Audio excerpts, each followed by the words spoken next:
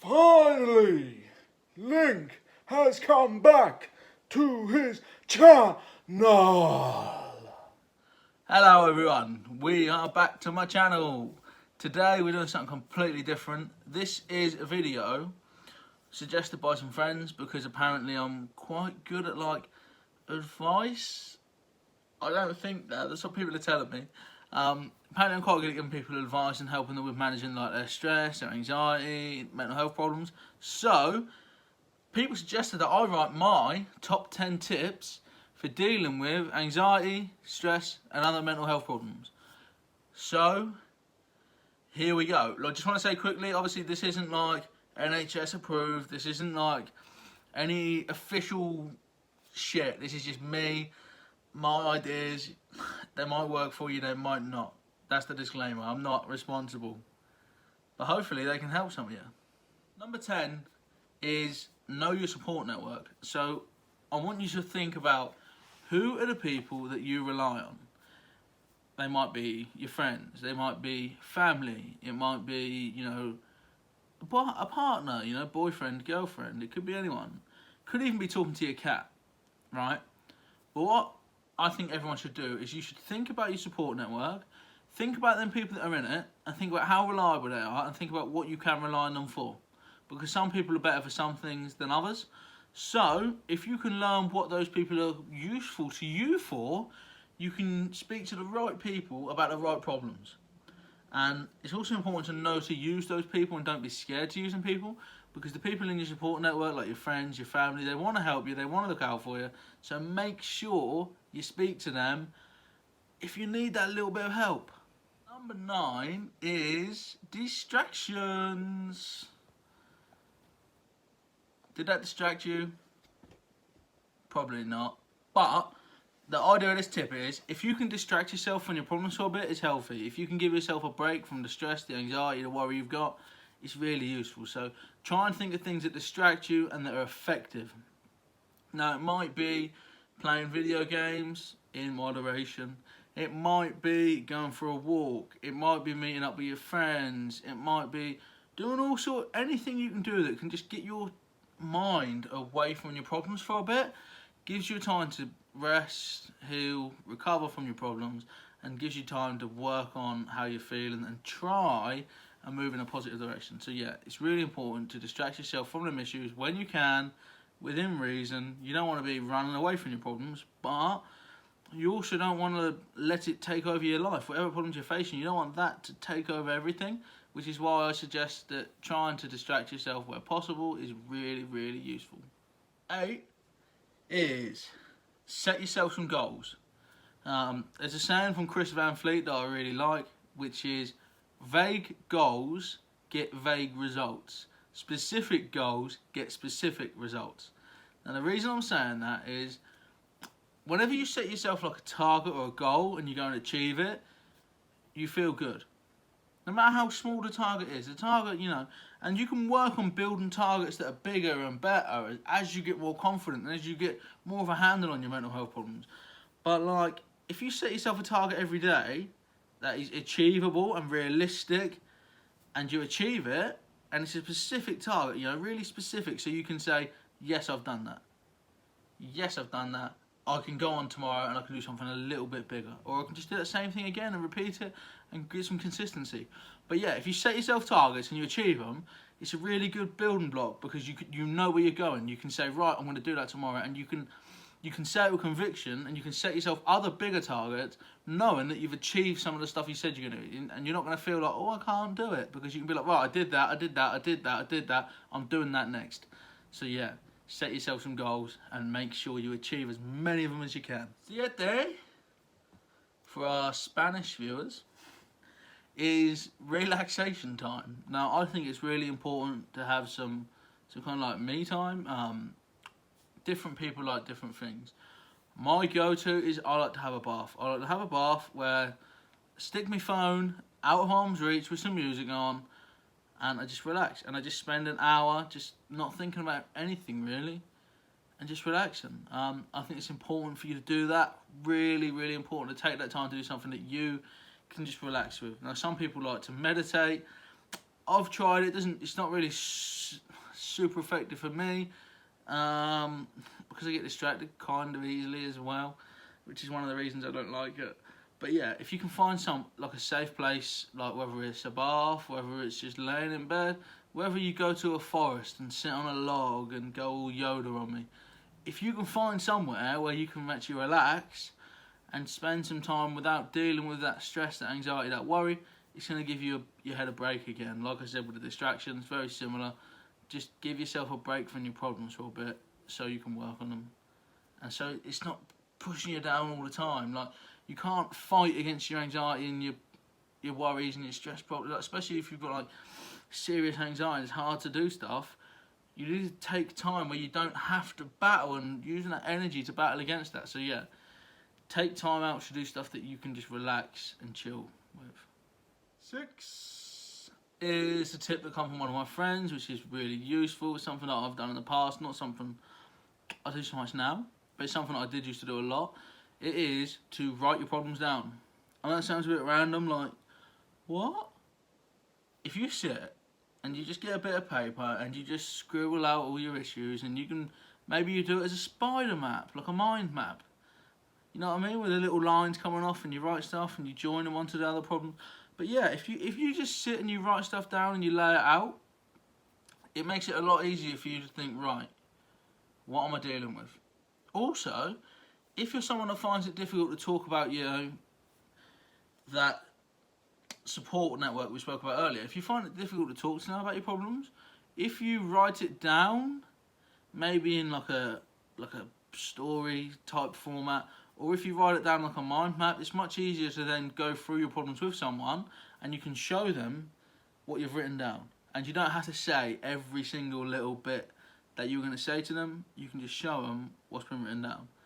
So that's quite a good way for you to get things out of your head, and not just for you, but also for you to be able to show other people as well if you want to. So it's just a really good way to get things laid out and understand where you're at. 5 is one of my favourite ones. This is to let your inner circle, let your friends and family know what your triggers are. Now, everybody with anxiety problems, stress problems, mental health problems has things that trigger them. I've got a friend that has to sit on the left-hand side of the desk or the bus or the train. They have to sit on the left-hand side. It's like a thing. I know that. So whenever we sit anywhere, I'm like, you sit there, you take the left. But that's an example. Now, if your triggers are things that other people can influence, it's really useful to let them know what your triggers are, because then you can also avoid them. If your trigger is something that you might bump into in a certain place, if people know what your triggers are, they can avoid that place with you. They're not going to suggest, oh, let's go to that place. And it might be a case of you've got a big circle of friends and you only tell your closer part of that circle what your triggers are, and they can aid you and help you with the conversations rather than having to speak to everybody. But yeah, I definitely think it's important to let other people know what triggers you and what your triggers are. It's also good to know your triggers yourself, but letting someone else know them, they can help you to avoid them and manage them and just negotiate them to get through the day as well as you can. 4 is take control of things that you can control. Now, it's quite a wordy one. I don't really know how to shorten that. I could have just said take control, maybe. Take control of things you can control, right? Now, if something that bothers you or triggers you, causes you problems, is something that you've got power over, take that power back. Now, it might be a case of you might think, I'm overweight, and that might be something that causes you problems. Hey, I'm overweight. It doesn't bother me. I'm at a point where I do not care. But if you're someone that thinks, oh, I'm overweight, oh, I can't deal, I'm overweight, and it makes you nervous and it gives you extra insecurities and problems, you can try and take control of that. You can say, right, I'm going to join a gym. I'm going to do extra walks. I'm going to eat better. Now, if you take control of that, you can improve your life yourself in a small way, which might then in turn, you know, it's like a rolling effect with all elements of dealing with your mental health. It's like a rolling effect. As you get better, then you get better at other stuff, and it's like a wheel. It's better and quicker and quicker and quicker, and you can handle it. But yeah, so I think it's really important to take control of anything you can. Now, it could also be you don't like your job. If you don't like your job and you can afford to leave your job, quit. If you can't afford to leave a job, find another job. If you can't find another job, keep looking. Just the satisfaction of going, right, as soon as that next job comes out, I'm out.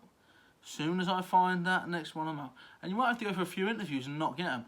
But there's that thought of that destination of thinking, right, that's where I'm going. That goal, again, setting goals. If you think, right, that's where I'm going, I'm leaving, I'm just getting that next step and then I can leave. That's what you've got to do. Or if it could be school, college, university, and you could be thinking, I hate this. Take control. Like, think, right, I'm going to do this to make it bearable. I'm going to do these days. I'm going to do this. You know, I'm going to... And look at dates as well. I always find it's really helpful to look at the dates that are coming and think, right, in 6 weeks, that'll be done. In 3 weeks, that'll be done.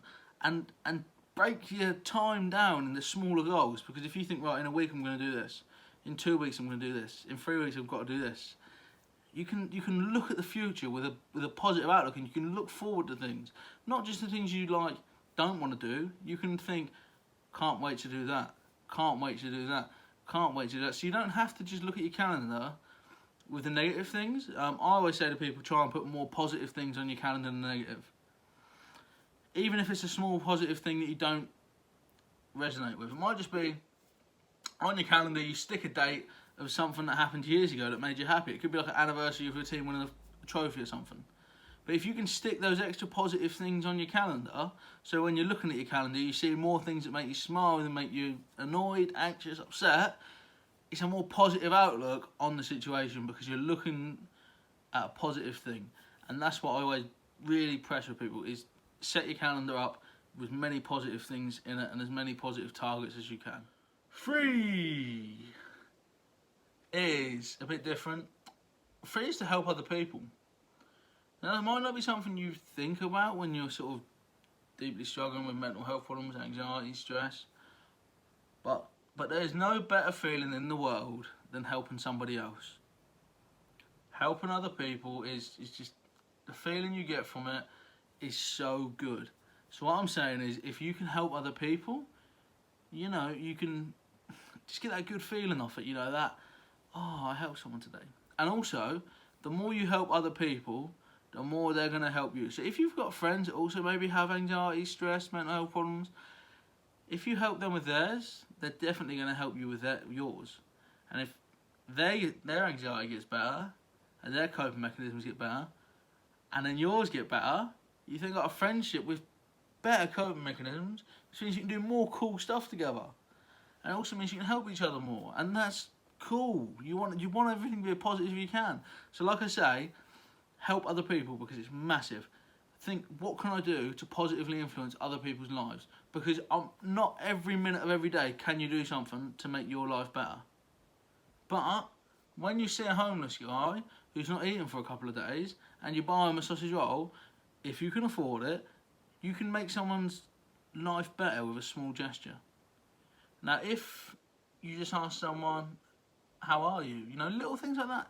Do little things to positively influence other people's lives to make you feel better. Because the more good you do, the more good you receive. You know, it's like that saying, if you deserve it, the universe will serve it. Be positive. Positively influence the universe and it will positively influence you. Number 2 is incense sticks and candles. Something that I personally find really relaxing. It's not expensive. Like, I bought this, for example, Dragon Blood After Dark incense sticks. They smell cool. They came with a little incense stick holder. You get the whole set, right? And all you do is you go in your packet and you pull out one of your incense sticks, like so. You pop your incense stick in the holder, and then you get a lighter. Here's one I made earlier. And then you light it, right? Now, once you've lit your incense stick, just blow it out. That didn't light very well. I'm going to light that. Is it lit? It's not lit. great demo here. So you light your incense stick. I'm not going to edit that because you guys love it when I fuck stuff up. Get your incense stick lit.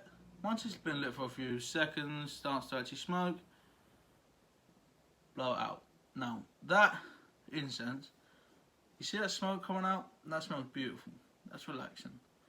Now, this is something that I do really, really regularly. I'm going to put that down there so it's not right in front of my face. But I do feel more relaxed already. It's something that I've endorsed for years, is candles and incense sticks. I think they're really relaxing. And I think if you can get them at a really sensible price, like I do, £2.45 including a holder. On eBay you can get packs which are £2 including 100 incense sticks and a holder easily. All over eBay, all over Amazon. Now, that nice smell and just that smoke and that flame makes me relax. Now I don't know if that works for everybody, but I really am a big advocate of incense sticks, candles. Now you could pair that with your bath that we spoke about earlier. You could pair that with your meditation. I know a lot of people use incense sticks to meditate in a heavier way. Use it to just stop them getting distracted by the smells and stuff. But yeah, I really, really passionately advocate for incense sticks and candles because I think it's a really nice way that you can relax yourself. And the more you relax, the more you get to enjoy your life. Number one is chewing gum. Now that seems random. How does chewing gum cure stress and anxiety?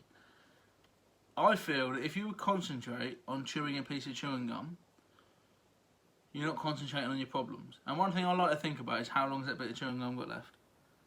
Does that chewing gum have 1 minute left? Does it have 5 minutes left when it's still got flavour? And that is something that really, I use it a lot to distract me from stuff. I used to use it a lot in like school and college. It's something I still do for exams. Even though I don't get anxious about exams anymore, it's still a habit I have. I cannot do an exam without chewing gum. Because if I used to get a bit stressed about exams, I'd stick a bit of chewing gum in. I'd be thinking about why that chewing gum's got 5 minutes left. That chewing gum's got 10 minutes left or whatever. And I wouldn't be thinking about the exam. I'd be thinking about that bit of chewing gum that's in my mouth. I think it's a really good distraction technique. And I think also, two other things I want to talk about with chewing gum is you can kind of beat it up in your mouth. It's not like a punch bag, but you can kind of like chew it and you can chuck it around your mouth and you can, do you know what I mean? You can beat it up a bit. Just to release that sort of that we all get, you know, we all get angry, we all get like frustrated and like we all get that sort of emotion going on, but with a bit of chewing gum you can kind of just like chew it away, you know what I mean? And that's the reason I like it. The main reason I like chewing gum though was many years ago I watched a video that was about helping you with addictions, and I don't remember who the video was by, but this guy in this video was talking about how chewing gum helped him with addictions, and what he always said was, remember, your piece of chewing gum is very similar to your problems. Yes, you notice it when you put it in your mouth. Yes, your problems are prominent, you know what I mean? You know what your problem is. Chewing gum, you first put it in your mouth, you get that strong mint. But over time, it does disappear. That flavour disappears, your problems disappear. And it's important to remember that your problems, just like that bit of chewing gum, are temporary. Those problems will go. But it's down to you just to negotiate your way through it and get through it. In the outro here, I just want to say thanks everybody that's watched this. If anyone's watched this and you've got problems with stress, anxiety, I wish you like all the best going forwards, and I hope these tips can help you in a little bit. It's a tough road, and a lot of it is going to be about your mindset and about pushing on and doing things that you can do. But I just want to say thank you for watching this and thank you for paying attention to the channel. I try and keep most of the stuff on the channel as positive as I can, so hopefully that helps if you watch the channel regular. I have spoken to a couple of friends about doing mindfulness videos, like little tutorials. I don't know if that's something people are interested in. If you are, let me know in a comment down below. But yeah, thanks so much for watching. It means a lot to me that you all want to sit and watch me ramble, especially about stuff like this. And yeah, remember, subscribe, like the video, drop a comment with future ideas, and also drop a comment with any tips you've got for other people. Be really cool if we could get in the comment section sort of popping up with ideas for other people, stuff that I haven't thought of, that other people can read. If we could, you know what I mean, turn the comments almost into like a self-help list, that would be amazing. So yeah, thank you all for so much for watching this, and we'll see you all real soon. Thanks so much for watching today, guys. If you've enjoyed that, you can click up here and you can watch another video of mine. Or if you really love it, if you really, really love it, or even if you just like it a little bit, go down here and subscribe to the channel. It means you'll never ever miss what is coming up real soon.